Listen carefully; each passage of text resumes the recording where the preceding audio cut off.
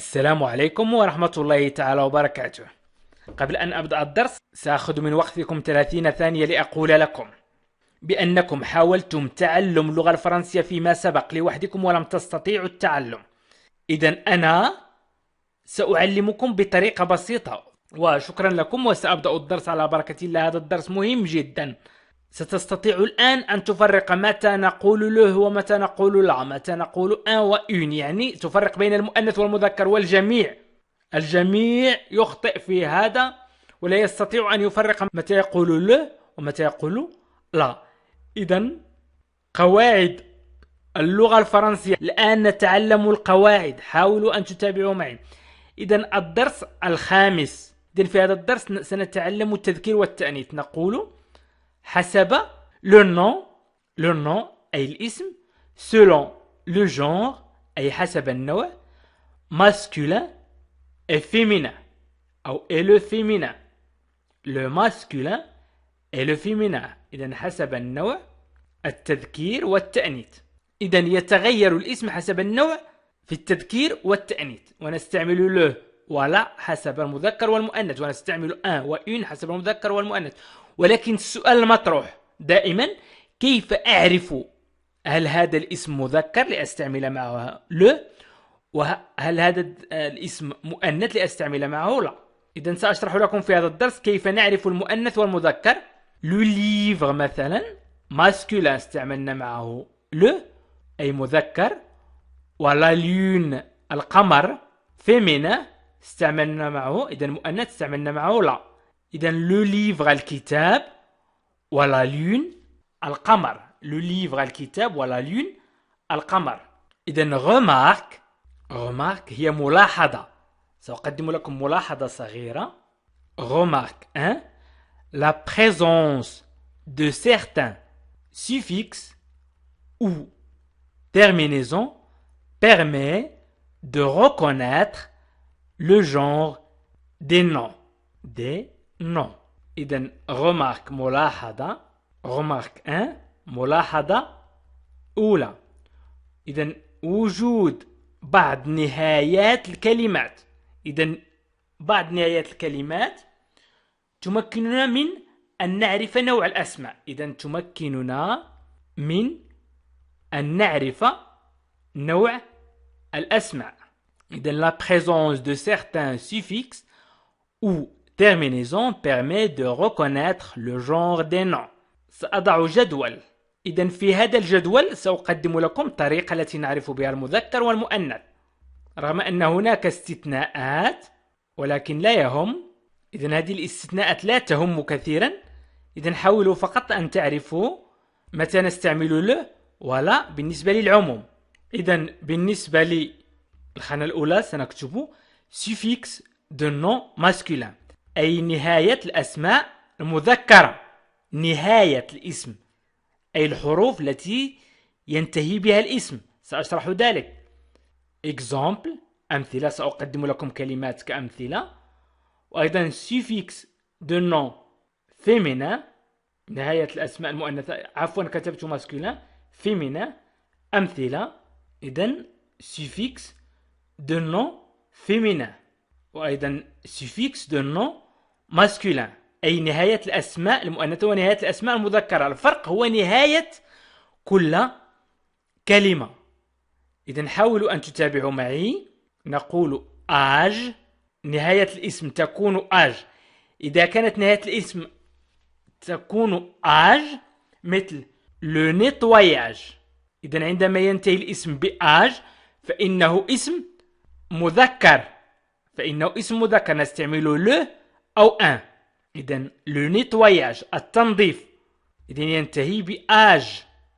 وأيضا elle مثلا le travail I elle نقول elle أو I. إذن le travail العمل إذن هو اسم مذكر. إذن رغم أن هناك استثناءات فكل الأسماء التي تنتهي بâge وأي كلها أسماء مذكرة. وأيضا AIN نقول مثلا un romain، إذن un romain مذكر، أو le romain أيضا الأسماء التي تنتهي ب A M E N T مثل un médicament.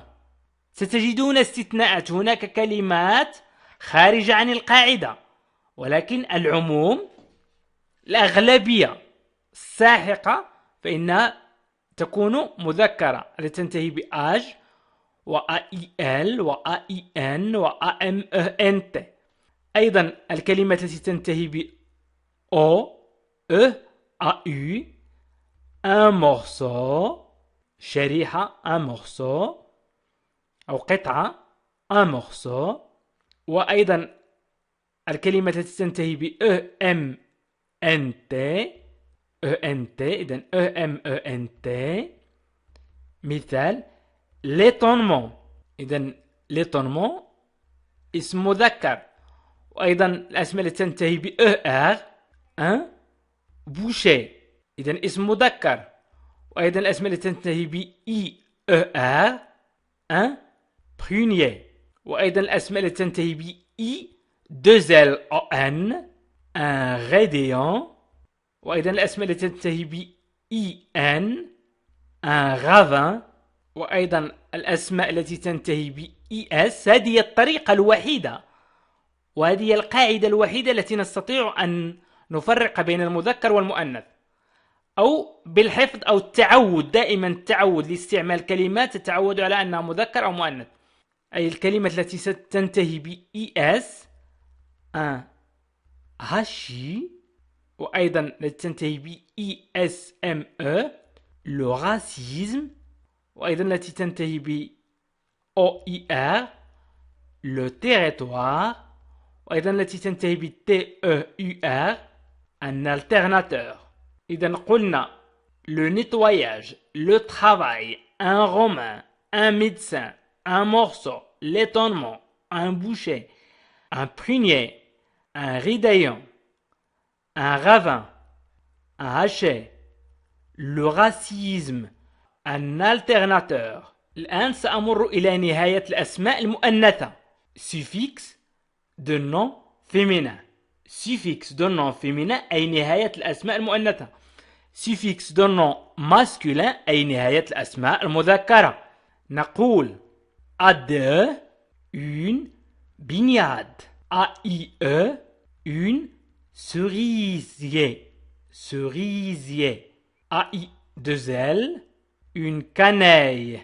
AINE une quinzaine. AISON une ساليزيون. إذا سألتكم ما معنى une ساليزيون فالعديد منكم لا يعرفها. une ساليزيون وهو التمليح عندما نملح شيئا ما. وأيضا une canaille يمكن أن نقول الوغد canaille.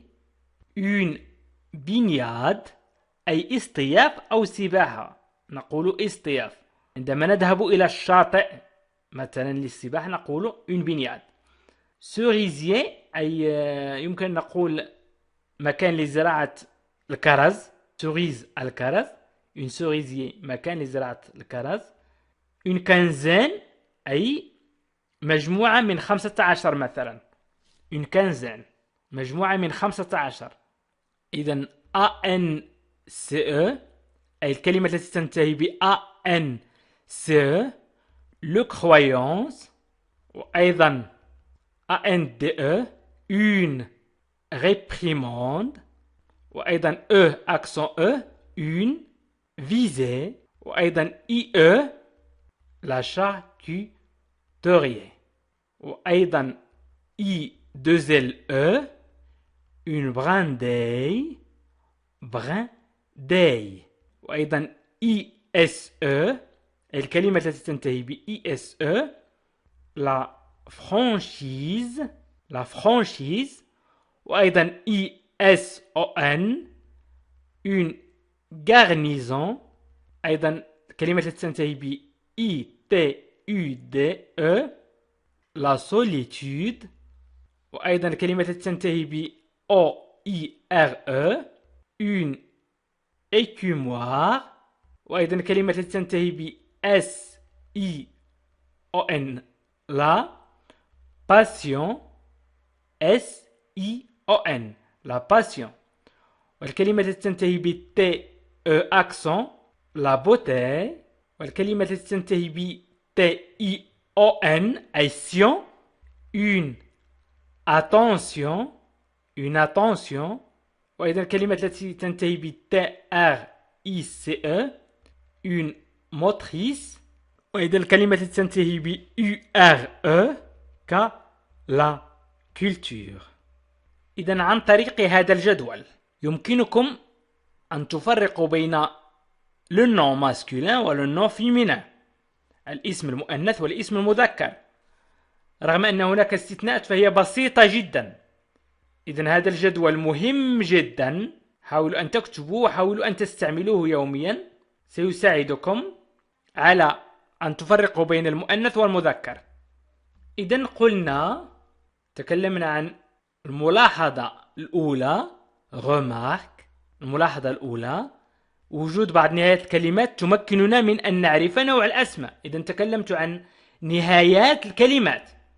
في الملاحظة الثانية إذن remarque de quelques catégories de noms appartiennent à un genre déterminé. إذن quelques catégories de noms appartiennent à un genre déterminé. ملاحظة ثانية بعض catégories أصناف de noms الأسماء appartient تنتمي à un genre لنوع déterminé محدد. إذن سأقدم لكم مثال. إذن بعض أصناف الأسماء تنتمي لنوع محدد. إذن ce sont des noms masculins. هي أسماء مذكرة، أي كل أسماء مثلا للنوع d'arbre أسماء الأشجار، مثلا un chêne un pin un pommier. إذن كلها أسماء الأشجار. un chêne un pin un pommier. عندما تجد اسم شجرة فاعلم أنه مذكر.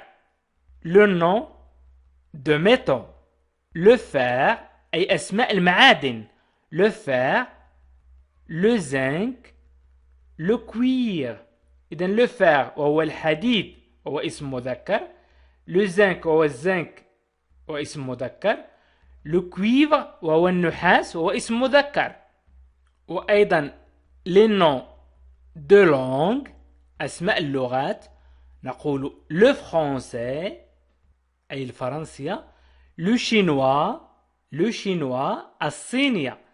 إذن أسماء الأشجار، أسماء المعادن، أسماء اللغات هي أسماء مذكرة. إذن الملاحظة الثانية هي أن جميع الأسماء التي تنتمي مثلا أسماء الأشجار أو أسماء المعادن أو أسماء اللغات هي أسماء مذكرة. أي عندما تسمع اسم شجرة فاعلم أنه اسم مذكر، عندما تسمع اسم معدن فاعلم أنه اسم مذكر، إذا سمعت اسم لغة فاعلم أنه اسم مذكر. اسم اللغة مباشرة le français le chinois إذن فهو اسم مذكر. ce sont des noms féminins. أسماء العلوم هي أسماء مؤنثة. les noms des sciences نقول la physique la chimie أسماء العلوم. إذن exception le droit فقط أي الحقوق est un nom masculin. إذن جميع أسماء العلوم هي أسماء مؤنثة كالفيزياء والكيمياء، فقط باستثناء الحقوق le droit الحقوق هو الاسم فقط المؤنث le nom masculin. إذن استثناء الحقوق هي كلمة مذكرة. إذن ما استفدناه من هذا الدرس هو طريقة التفرقة بين المؤنث والمذكر، لأنه من الصعب جدا عند الجميع وخصوصا المبتدئين أن يفرقوا بين المذكر والمؤنث. يعني عندما يتكلم أو عندما تتكلم أو عندما تتكلمون تجدون مشكل، هل أستعمل une أو هل أستعمل le، وأيضا l'accord أي الربط بينه وبين كلمات أخرى سواء adjectif أو adverb، لا نعرف هل نربطه كمؤنث أم نربطه كمذكر.